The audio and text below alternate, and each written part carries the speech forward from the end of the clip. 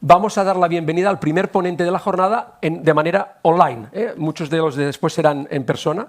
Y el primer ponente es el doctor Luis López Bellido. Él es doctor agrónomo de la Universidad de Córdoba. Y si os tuviese que leer su currículum, gastaría los 20 minutos que tiene. Por tanto, solo explicaros que ha trabajado muchísimo en todo el tema de suelos y de agrosistemas, y nos va a hablar de un tema que hoy vais a ver que va a ser muy recurrente, que es el tema de cómo secuestrar el carbono a partir de la gestión del suelo. Aquí ahora es cuando quiera, doctor López Bellido, a ver si lo podemos ver en la pantalla. Pues bien, de momento, con un poco de eco. Buenos días, profesor, cuando quiera. Muchas gracias. Saludo a las autoridades y especialmente a Mireia Torres, que le agradezco su invitación. Lamento no haber podido estar con ustedes, pero lo haré de una manera que no lo he hecho casi nunca, porque desde mis largos años de profesor siempre me ha gustado estar presente en vivo y en directo y ver las caras de las personas que me escuchan. Pero intentaré, es una experiencia nueva para mí, e intentaré que ustedes se enteren bien de lo que trato de exponer. Evidentemente yo voy a hablar de un concepto global, como ustedes ven en la presentación, donde ven ustedes al CO2 encadenado, que es de lo que se trata, y ven ustedes cómo, pues, ahí están los agrosistemas por un lado, está la agricultura regenerativa, de la que ustedes están, la agricultura de conservación, hay todo un mundo complejo, como es el mundo del carbono, y del carbono en la agricultura y en el suelo, ¿no? También quiero dar las gracias a Monse, que ha sido la clave en esta presentación, porque es complicada para mí, y a la profesora Purificación de esta universidad, que también me ha ayudado. Yo estoy un poco, en estas cosas estoy un poco ducho, ¿no? Bien, pues sin más, yo les voy a dar unas breves líneas, voy a intentar ajustarme al tiempo que ustedes prevén. Bueno, pues yo me gusta pensar siempre con esta frase, porque se dan diciendo muchas cosas que no son adecuadas, que no están contrastadas en el mundo del carbono y en el mundo de la agricultura y en el mundo de los mercados y de los créditos de carbono. Por eso me gusta citar a Lord Kelvin cuando dice que tenemos que expresar en cifras lo que medimos, porque si no, nuestro conocimiento pues no es bueno. Y esto está ocurriendo lamentablemente en muchos aspectos relacionados con el secuestro de carbono. Bien, una presentación para que vean ustedes. Nosotros llevamos muchos años trabajando en este tema. Aquí a la derecha de ustedes está el profesor Lal, probablemente la figura mundial más importante en el mundo del secuestro de carbono, director del Centro de Secuestro de Carbono de la Universidad de Ohio, y que ha sido nuestro maestro, y sobre todo del profesor López Bellido, Jr., que está en el centro, que se formó con él durante muchos años y ha sido un poco nuestro maestro.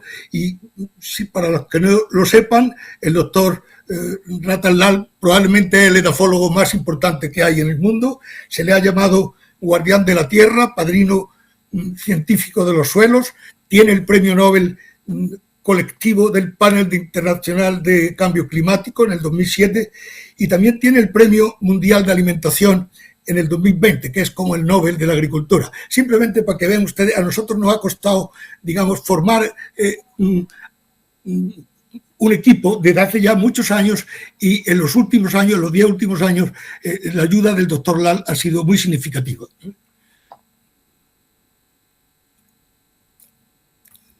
La agricultura tiene un gran potencial como sumidero de carbono, y esto algunos no lo saben muy bien, y además todos lo sabemos, y sobre todo todos ustedes que se dedican al sector del vino o de la viticultura, la producción de alimentos y otras materias. Algunos, pues yo les llamo a veces urbanitas, pues se enteran que que los alimentos salen del frigorífico, no sé, en fin, no está claro. Y hay muchas críticas a la actividad nociva de la agricultura, que existe a veces pues factores que afectan al medio ambiente por la agricultura, pero la agricultura bien manejada es un medio clave para la alimentación, incluso diría para el medio ambiente. El carbono orgánico del suelo es el componente esencial de la salud del suelo. Tengan ustedes en cuenta, lo sabrán muchos, que de 2 a 3 veces en el suelo tiene 2 o 3 veces más carbono que la atmósfera y la vegetación. De ahí la importancia del carbono orgánico, que es muy complejo, su bioquímica y su, digamos, estabilidad en el suelo, de ahí que no sea fácil medirlo, evaluarlo y potenciarlo como un fin de lo que venimos a llamar la agricultura del carbono, que ha sido un término acuñado recientemente. Bien, hay que reducir, es la filosofía clave dentro de nuestro grupo y dentro de la agricultura de carbono, reducir el carbono orgánico, o sea, la reducción del carbono orgánico de los suelos, que ha sido una constante en la agricultura durante muchos años, con el laboreo intensivo, la quema de residuos, la erosión, y evidentemente de ahí van los nuevos técnicas, las nuevas, digamos, medidas para recapturar este carbono. Y esta es un poco la filosofía de la agricultura de carbono y esta es un poco la importancia que tiene la materia orgánica, que es, en definitiva, de la que forma parte del carbono, entre otras sustancias, y de ahí que se pretenda mejorar mediante el manejo del suelo para llegar a fijar 0,8 como cifra global, 0,8 toneladas de carbono por hectárea y año. Yo le voy a presentar ahora algunos datos de nuestros trabajos, muy brevemente, porque el tiempo, en 20 minutos hablar de lo que yo pretendo, pues es complejo. Bien, ¿qué estrategias tenemos que tener para convertir los suelos en un sumidero de carbono? Pues, por un lado, tenemos la reducción de las emisiones, hay que reducir las emisiones de CO2 para evitar pues este importante gas de efecto invernadero, que es el más importante de todos, pero que es clave también para la agricultura, y secuestrar, si es posible, también esas emisiones. Y ustedes ven ahí una serie de ítems donde para reducir, eliminar el laboreo y adoptar la agricultura de conservación, que es un concepto muy general, pero muy importante, usar el manejo integrado de nutrientes, que forman parte muy importante en los gases de efecto invernadero, y practicar lo que llamamos también una agricultura de precisión, donde las técnicas estén depuradas y en función de investigación y de... Bien, y luego, pues para secuestrar carbono, bueno, pues entre otros aspectos, se utilizar el mulch de residuos y otros biosólidos, es decir, los residuos del suelo son muy importantes, nunca enterrarlos, sino dejarlos en el suelo para que se protejan de la erosión y contribuyan a la fijación progresiva de carbono por el suelo. Adoptar rotaciones complejas, algunas, cultivos de cobertura, la agrosilvicultura, una técnica que se está poniendo, digamos, de moda en algunas zonas, que lo permiten, y luego conservar el suelo, el agua, los nutrientes y la energía, que son los 4 factores claves de la producción agrícola. Y en síntesis, pues vemos que para reducir tenemos que minimizar la perturbación del suelo, cubrir la cubierta vegetal, cubrir el suelo con cubierta vegetal y establecer sistemas que pueden ser más o menos complejos. Y para secuestrar los cultivos perennes, que eso es muy importante, el viñedo, el olivar, los frutales, los cítricos, todos esos, nosotros, voy a mostrarle ahora después, la importancia que tienen estos cultivos perennes en el secuestro, en la captura de carbono, el manejo integrado de nitrógeno y plagas, que tiene mucha importancia, igual que las enfermedades y el manejo del agua. Bueno, este es un modelo... No, este es un error en el sentido de que lo iba a pasar, porque si no, esto es un modelo conceptual de cómo la materia orgánica está en el suelo. Vean ustedes pues, el dibujo donde está el CO2 funcionando para la fotosíntesis, el CO2, digamos, que está tomado también del suelo, de las raíces, y vean cómo hay una complejidad de factores de nitrógeno, perdón, de componentes de carbono, perdón, que son, lo tienen a la izquierda, hay un carbono, digamos, lábil, que está, digamos, jugando, entre comillas, con los microorganismos del suelo y que tiene una duración muy efímera. Normalmente, pues, se emite. Luego hay otro carbono que es lento, digamos, llamar carbono recalcitrante, que puede durar 20 años y luego, ustedes se sorprendan, en esos modelos se ha detectado un carbono pasivo inerte que puede durar 1000 años en el terreno. Esto es muy importante, porque cuando tratamos de ver el carbono que hay en el suelo y determinar su cantidad, si queremos establecer, pues, de alguna manera, un secuestro de carbono, un mercado de carbono, o vender los créditos de carbono, esto es muy importante, porque hay carbono que es muy lábil y no puede servir. Y sobre todo, la clave está también en la profundidad del suelo. Hoy día, pues creo que se comete un error, pues cuando se toman muestras de suelo de 15, 20 centímetros para calcular el carbono que hay secuestrado en el suelo, porque hay mucho más, como van a ver ahora en un estudio que tenemos hecho de hace unos años, en la profundidad, a más profundidad del suelo. Bueno, el concepto de huella de carbono es importante también. Ustedes han hablado de vino ecológico, de estas cosas, y por aquí va el tema de lo que es la huella de carbono, el carbon footprint, ¿no? Hay una presión humana sobre el medio natural clarísima, por eso surge hace unos años el concepto de huella ambiental. La huella del carbono se determina porque hay una emisión de gases de efecto invernadero. Saben ustedes que son principalmente el CO2, el óxido nitroso y el metano, ¿no? Pero hay otros más, ¿no? Entonces, la huella de carbono lo que pretende es, en la agricultura, que es lo que estamos hablando, es equilibrar en lo que emite la agricultura, no lo que emite la propia agricultura, sino las técnicas que nos llevan a manejar el suelo, pues el tractor, la recolección, todo eso son emisiones. Y luego hay una captura, cosa que no hay en otro sector, que es la captura de carbono por el suelo y por la planta a través de la fotosíntesis. Entonces, la huella de carbono es algo que no tiene que ver con lo que es el mercado de carbono, pero sí tiene una importancia. Y hay muchísimos países, por ejemplo, conozco el caso de algunos supermercados ingleses, donde ya los alimentos llevan, como van a ver ustedes ahora, una lata de aceite de oliva que llevan ya su huella de carbono, lo cual es importante. Si la huella de carbono es negativa, quiere decir que hay más secuestro que emisión, y lo cual es positivo, ¿no?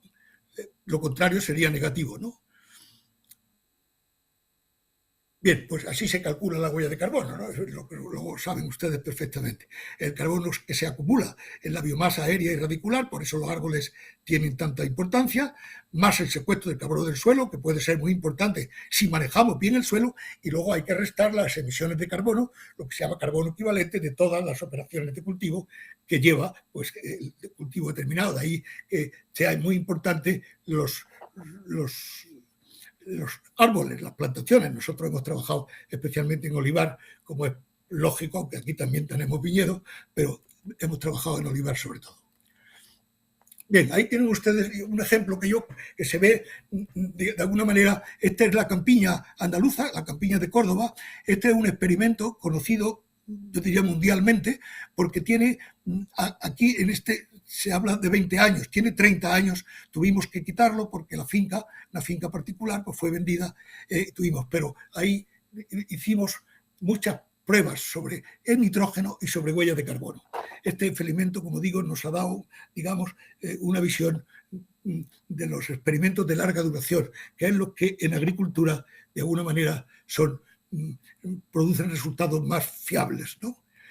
Bien, este caso, Malagón, como llamamos, pues vean ustedes, ahí estudiamos un sistema de no laboreo y laboreo convencional en esos 30 años, unas rotaciones de cultivo bianuales distintas, trigo habas, trigo garbanzo, trigo girasol y trigo barbecho, distintas dosis de nitrógeno al trigo, y luego analizamos el suelo a 3 profundidades, 30, 60 y 90. Y ahí medimos no solamente el nitrógeno, que también formaba parte del proyecto, o formó parte, como el carbono, que es lo que nos interesa a nosotros. Y ahora verán ustedes algunos resultados realmente interesantes. Entonces, pues ahí ven ustedes, por ejemplo, pues cómo en el no laboreo, se lo pongo todo para que lo contrasten, frente al laboreo convencional, vean ustedes que hubo cultivo o rotaciones de cultivo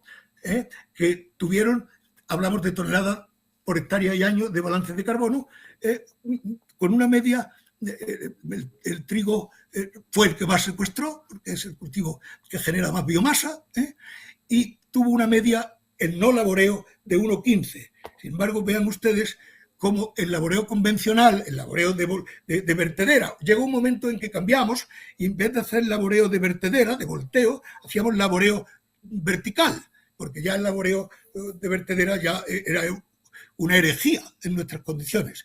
Estamos hablando de unos suelos de las campiñas andaluzas que se llaman suelos vertisoles, suelos muy arcillosos, con arcillas expansibles, y suelos muy profundos, y se llaman vertisoles porque se abren grietas por este tipo de arcillas. Vean ustedes como la media del laboreo convencional es menor que el no laboreo. Ya ahí vemos clarísimamente durante muchos años que efectivamente el no laboreo es muy positivo.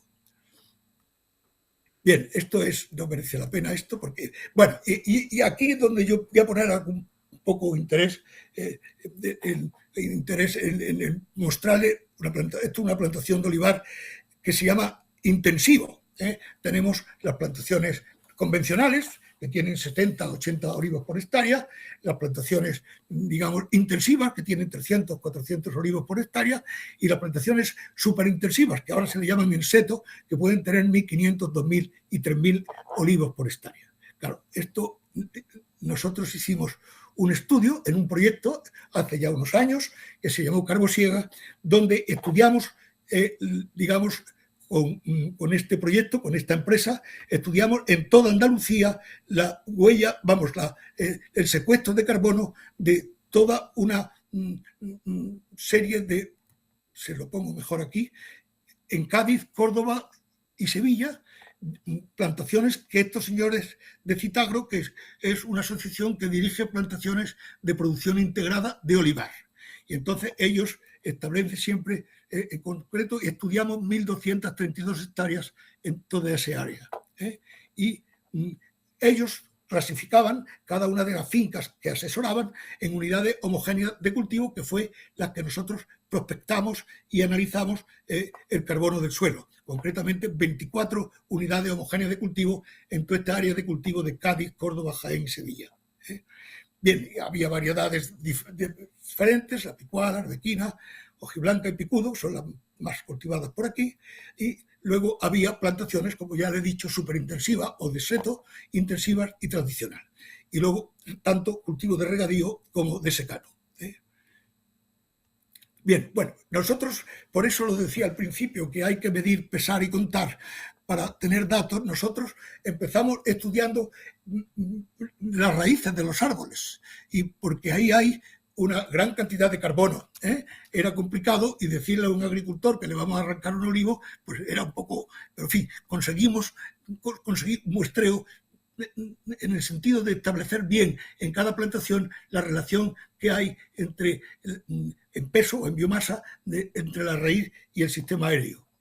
Bueno, y luego medimos con pues el volumen del árbol, todo eso en cada una de esas 24 plantaciones. Y luego hicimos con un algoritmo, vimos un poco el volumen que tenía de biomasa, y luego lo pasábamos a peso estudiando la densidad sacando un cilindro y estudiando la densidad de la madera. Normalmente, pues, del orden de un 40%, de un 45%, los olivos tienen de carbono, lo cual es una aportación importante. Pues vean ustedes aquí algunos datos. En los niveles de 0,30, por eso nosotros preconizamos que hay que profundizar lo más posible.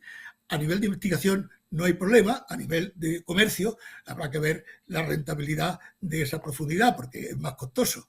Fíjense ustedes que en el horizonte de 0,30 pues había un 0,7% de carbono y un 26,1 más o menos 11 de carbono de toneladas por hectárea. A nivel de 30 y 60, 0,32, menos carbono, pero había carbono, un 26%, y 12 toneladas, 12,2. A nivel de 60-90 seguía. Estamos hablando de suelos muy diversos en toda Andalucía, suelos pesados, suelos ligeros, etc. Y vean ustedes cómo a nivel de 0,90, el 100% del carbono, pues teníamos un 46,4 más 20, vamos, más menos 20,5 de toneladas por hectárea. Lo cual, vean ustedes la importancia que en muchos suelos, aquí en gran diversidad de suelos, puede tener la profundidad. Insisto, probablemente a la hora de establecer comercio de carbono esto no sea posible, pero lo que no puede ser es decir que todo el carbono del suelo está a 0,20 o a 0,30 centímetros de profundidad. Ven ustedes también cómo el método de los olivos convencionales pues secuestraron 462 toneladas, en fin, las letras indican diferencias significativas respecto a los datos complementarios. Vean ustedes, desde el olivar convencional hasta el superintensivo hay una diferencia, hay que multiplicar por 10 prácticamente los kilos por hectárea de carbono secuestrado.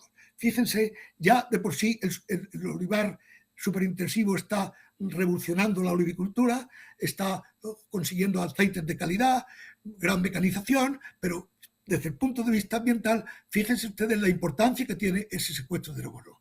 Las emisiones, evidentemente, generadas por el laboreo son superiores, la fertilización, el riego, etcétera, pero no hay tanta diferencia como con el secuestro. Y claro, el balance, que es la diferencia entre uno y otro, es clarísimo. O sea, la diferencia, el olivar superintensivo frente al intensivo y obviamente, frente al convencional. Esto es un dato, esto ha sido objeto de una tesis doctoral y hay alguna publicación internacional, porque realmente nos ha demostrado, ¿no?, que el carbono en el olivar puede ser evidentemente un producto que se pueda vender, además de la aceituna y del aceite, se puede vender el carbono en el mercado. Bien, este es un modelo predictivo que hicimos precisamente con eso. Vean ustedes cómo a medida en el eje de abscisas, en el eje horizontal, cómo a medida que el número de olivos ha aumentado, la tasa de carbono secuestrado por hectárea y año ha aumentado pues, de una manera evidente con los 24 plantaciones o estudios que hicimos con una alta significación. Bien, para que vean ustedes el resultado que puede dar. Ya salgo digamos, de lo que es el secuestro de carbono y lo que es la huella de carbono. Esta es, en mi opinión, la primera huella de carbono que se ha puesto en una lata de aceite arbequina y que ha salido al mercado precisamente de una empresa muy potente que se llama Todo Olivo y que nosotros hicimos en una de sus fincas el estudio de la huella y se puso en la lata para que se pudiese ver que evidentemente la huella de carbono era negativa. No hay huella de carbono negativa. Hay que decir que había una huella de carbono que no existía. Las capturas, tanto de la biomasa como de la raíz y del suelo, que las emisiones provocadas por el manejo. Esto es, no creo, no sé si hay alguna cosa más hecha. Me consta que en algunos países sí ya hay alimentos que presentan esto. Lo de arriba, ese CO2 encadenado, es una patente nuestra, precisamente del profesor López Bellido Jr., el que han visto ustedes a la izquierda del profesor Lal. Bueno, ahí está escrito evidentemente lo que digamos, lleva la etiqueta de la data, el nombre de la finca, y expresado y el grupo de investigación nuestro que la llevó a cabo. Bien, me parece que voy a acabar enseguida. Si se pone alguno de los organizadores nerviosos, acabo enseguida. Bien, el comercio de créditos de carbono es algo que nosotros estamos también trabajando y hemos hecho bastantes agricultores para establecer la línea base o de referencia para reducir, para ver un poco el estado del carbono en su finca y qué posibilidades de adicionalidad pueden existir. Ahí tiene, o sea que, pero es importante que para reducir las emisiones tienen que ser verificables y eliminadas de la atmósfera. Es una nueva fuente de ingresos de la agricultura. Hemos llamado antes la agricultura de carbono, que es importante. Pero en este momento hay una falta de claridad y transparencia en los procesos y métodos de producción y de verificación. Hoy se emplean, aparte de este método clásico, que es el más seguro, aunque a lo mejor no se puede proyectar a otros sitios, como le he mostrado, midiendo, pesando y contando. Hay teledetección, imágenes satelitales, modelización, espectrometría, estudios de color de suelo. Todo esto hay, perdón la expresión, una movida grande, pero aquí ahí es donde está el conflicto. Hay datos que no gustan, hay un afán por intentar detectar la huella de carbono el secuestro de carbono, pero no salen todos los datos. Y esto puede no beneficiar a los agricultores que pretendan tener un ingreso complementario con el carbono si hacen prácticas favorables, ¿no? Entonces, ahí ven ustedes, pues, la realidad que hay un espectacular incremento del valor de los créditos. Bueno, fluctúa también últimamente, pero hay países como Estados Unidos, Australia, que están haciendo. Aquí en Europa estamos todavía un poco, yo no diría, perdonen la expresión en buen andaluza, mareando la perdiz todavía no tenemos claro. No sé si Bruselas está emitiendo muchísimos, digamos, documentos. España también está haciendo pruebas, pero no tenemos clara una reglamentación que valga y que sea fiable y contrastable. Y yo ya le doy las gracias. Yo creo que casi me he comido 5 minutos, pero nada más. Muchas gracias.